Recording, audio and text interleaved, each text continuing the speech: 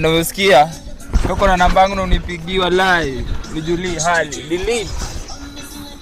Delete kabisa. Mr. Sasa unajaza phone book na nini unisaidie. Bombo Clat. Ndio tumesema ni Bombo Clat. Ata make calls ndio? Yeah, make calls. I make call.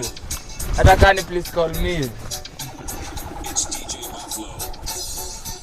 Ati, would you go home to your mother go home to your papa, you must be 18 and over. 18 and over. Ati,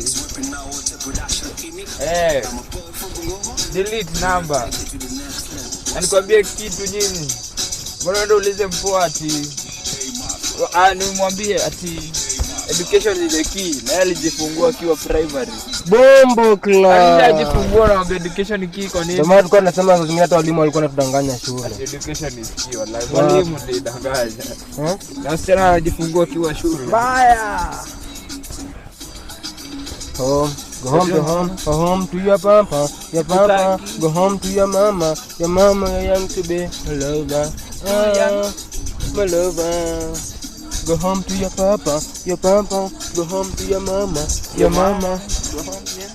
Wewe mtoto mdogo wewe. Enda home. God damn it. Mtoto mjinga. Ati. Hivi ndio si watu nakafa? Ndio kafaya. Tulisema ni every day. Every day kweli. Lakini nataka tuweke schedule. Katikati ya wiki tutakuwa tunasukumia kitu kamoja. Tusiweke pending sana pia. Nasikia Katelo anakuja Kenya.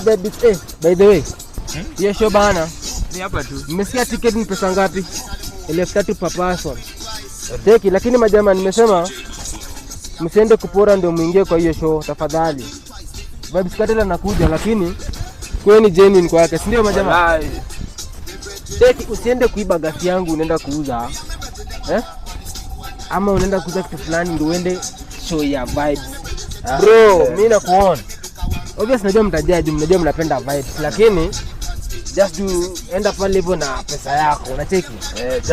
Jasho yako nikupeleke pale, lakini usijaribu kupita ile show nyingine, unanipata? Be that man you are, okay? Nice one. Mimi naongelesha madezi. Sio vibes Katelo si kwenda kuanguka nayo. Bend your back. Mwache za zero wala.